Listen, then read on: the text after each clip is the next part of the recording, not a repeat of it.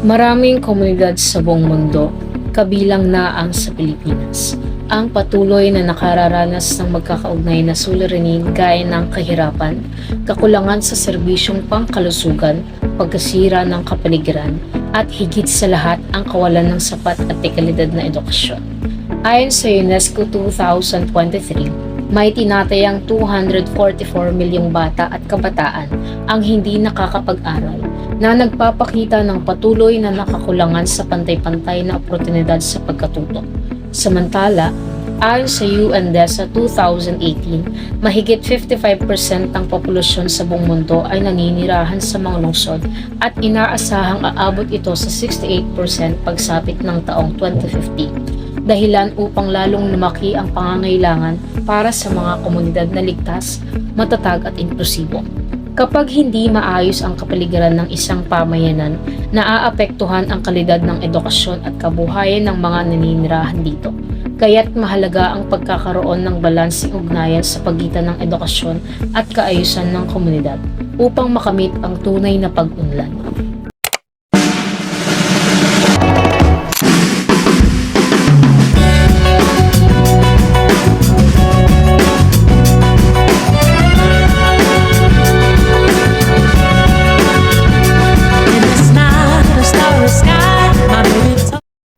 Itinatag ang Barangay Francisco de Castro sa General Mariano Alvarez, Cavite noong 1985. Nagmula ito sa dating Sunshine Village sa Area B ng Carmona Resettlement Project at pinangalanan bilang pagpupugay sa isang kilalang tao na may kaugnayan sa kasaysayan ng revolusyon sa Cavite.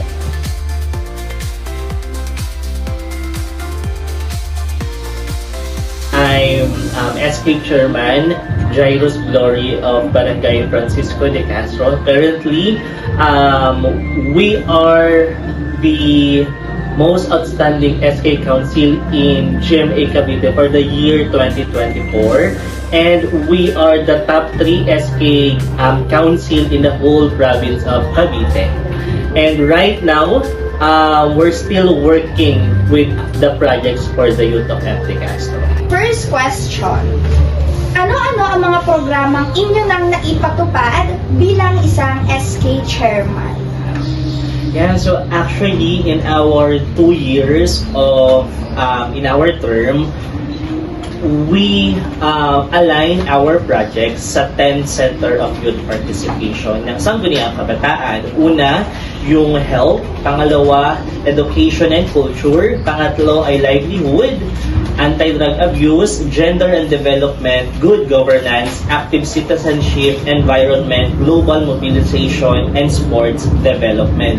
Doon po sa 10 na yun, doon namin ina-align yung mga ginagawa namin before sa Sangguniang Kabataan. So it means marami ng mga nagawang mga proyekto ang Sangguniang Kabataan sa ilalim ng 10 Center of Youth Participation. Okay po. Bali, ibig sabihin, guided po, no, yung mga plans niyo po. Yes, correct. Okay. Thank you po for the second question. Sa ngayon, ano pa ang mga plano mong mga programa na nais mong maipatupad na makatutulong sa edukasyon po ng mga kabataan po natin? Yeah, so actually, my first priority talaga bilang SK chairperson ay yung edukasyon ng mga kabataan dito sa Barangay Francisco de Castro. Last year, pagkaupo po natin, year 2023, December, tayo po ay bumaba sa mga sitio, sa mga subdivision, sa mga lugar na hindi naabot ng mga social media or yung mga mahihirap nating mga kabarangay, no? So doon nakita natin yung kakulangan sa edukasyon dahil na rin sa kahirapan. So kaya ako po kasama ang buong Sangguniang Kabataan ay inilunsad po natin ang Balik Eskwela 2024 last year.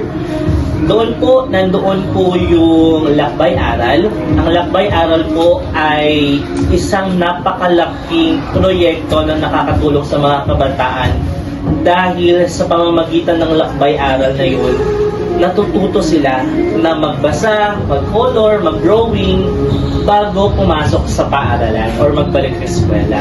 So maraming mga feedback about doon sa Lakbay Aral na yun. And this year, we are successfully done our second year of Lakbay Aral dito sa Barangay FD Castro. And this year, bilang pinopromote din natin ang edukasyon dito sa Barangay Francisco de Castro, we launched the SKFDC Academy. Sa SKFDC Academy, nandito ginagamit natin ang youth center facilities, which is itong youth center na nandito tayo ngayon, kung saan ang SKFDC Academy, dito tayo nagte-training para maturuan natin yung mga kabataan natin. Tulad na lamang ng Canva training with free premium Canva account. So sa pamamagitan nun, natutulungan natin yung mga kabataan natin para sa mga paggawa nila ng mga presentation, ng mga assignments nila, and kahit na hindi nag-aaral, magagamit yun for sure sa mga business nila. So sa pamamagitan ng SKFDC training na yun, I think malaking tulong yun sa buong mga kabataan ng FDK. So and I think ayun yung nagiging ambag or proyekto namin pagdating sa edukasyon. Oh, that's so true po, na SK. Kasi doon po sa Lakbay Aral, hindi lang po din mga estudyante yung natutulungan nyo. Nakatutulong din po kayo sa mga educator, sa mga teacher. Kasi yung mga students, hindi po sila papasok ng zero. Kasi na-home nyo na po sila dito. Okay, thank you po. And for the third question, anong mga proyekto o programa ang maaari mo nang simulan upang maisulong ang edukasyon para sa sustainable na pamumuhay? For me, ang mga ipapatupad pa nating mga programa ay i-align natin doon sa mga nasimulan na natin, which is yung SKFDC Academy. Under ng SKFDC Academy, meron tayong paparating na NC2 training sa mga kabataan ng Francisco de Castro. And I think sa mga magte-training ng NC2, kahit hindi sila graduate, at least meron silang certification. I think malaking tulong na yon para masustain na nila yung pamumuhay nila. Naman po sa edukasyon, paano mo matutulungan ang mga kabataan na mas maging aktibo sa paggawa ng mga solusyon sa mga isyong kinakaharap ng kanilang pamayanan? To be honest, dito po sa Barangay Francisco de Castro, ang mga kabataan ay namulat talaga, no, sa mga magagandang buhay tulad na lamang ng mga sa subdivision. That's why yung mga kabataan ay nahihirapan kami doon sa youth participation or sa pag-participate ng mga kabataan sa mga sangguniang kabataan project. So, with that, ang ginagawa po namin ay isinasama namin sila sa mga pagpaplano ng mga gagawing proyekto ng sangguniang kabataan. Maganda po yung ganun kasi po, nalalaman at namumulat din po sila sa mga nangyayari sa kapaligiran nila. Paano mo naman po na ipapalaganap ang equality at kapayapaan sa inyong barangay?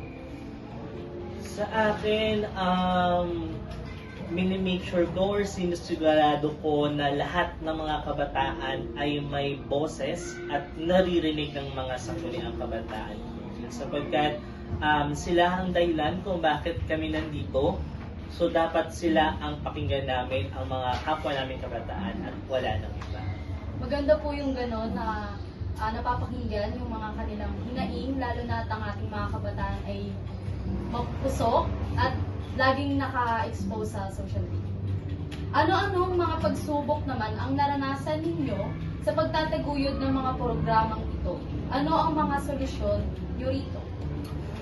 Ayun. So actually, sobrang dami ng mga problema na kinakaharap ng sangguniang kabataan, tulad na lamang yung youth participation, sabi ko nga kanina, yung mga problema sa droga, sa edukasyon, marami pang iba, no? Pero bigyan kong diin ang problema ng sangguniang kabataan ito ay sa buong sangguniang kabataan dito sa Pilipinas, no, na nagkakaroon ng maling pagkakaunawa patungkol sa sangguniang kabataan, na kapag sangguniang kabataan, sports kagad, basketball kagad, no? Ayun kagad yung una nating maiisip. Pero hindi nauunawaan ng mga kabataan ngayon na marami ng programa ang ipinapatupad ng mga sangguniang kabataan na align doon sa 10th Center of Youth Participation, and that is mandatory under of SK Reform Act, no? So for the miscommunication to SK duties, ang ginagawa namin doon, ipinapaintindi namin sa mga kapwa namin kabataan kung ano nga ba yung mga tamang proseso para magawa yung mga proyekto na yon, no? Pinapaintindi din namin sa kanila kung ano nga ba yung mga ginagawa talaga ng sangguniang kabataan. Kasi madalas sa mga kabataan ngayon, pag naisip nila, let's say, sabi na magpapaliga na tayo ngayon, gusto nila magpaliga na kagad, no? Hindi nila alam may mga sinusunod tayong proseso para magawa yung mga proyekto na yun.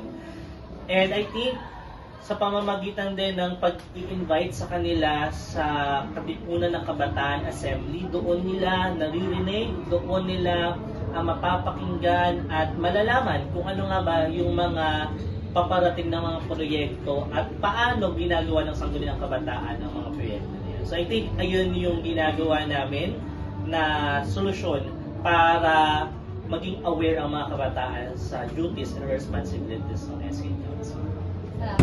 Para sa mga future SK natin, no, sana bigyan nating pansin ang mga kapwa natin kabataan dahil sila ang mga naglagay sa posisyon natin ngayon. Kailangan sila mismo yung pagsilbihan natin sila. At sa mga future SK, kailangan mayroon tayong dedikasyon sa pagsaserbisyo dahil hindi lahat ng leader ay may dedikasyon sa pagsaserbisyo. Dahil kapag may dedikasyon ka, tuloy-tuloy ang mga magagandang adhikain mo para sa mga kabataan. Pangalawa, kailangan mayroon tayong talino dahil mas lamang ang kabataang leader kapag may talino na ipinapamalas sa komunidad. At pangatlo ay ang puso sa pagsaserbisyo sa mga kabataan.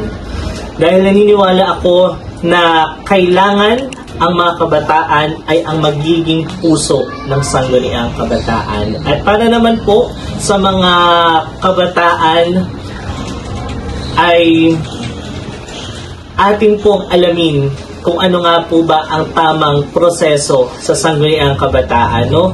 Marami tayong hindi nauunawaan sa sangguniang kabataan, pero sana mag-research or magtanong-tanong tayo. Hindi naman masamang magtanong sa mga sangguniang kabataan kung ano nga ba yung mga tamang proseso sa mga sangguniang kabataan. At sa mga kabataan, sabi nga ni Dr. Jose Rizal, tayo ang pag-asa ng bayan. Patunayan natin na tayo pa rin ang magiging pag-asa ng bayan.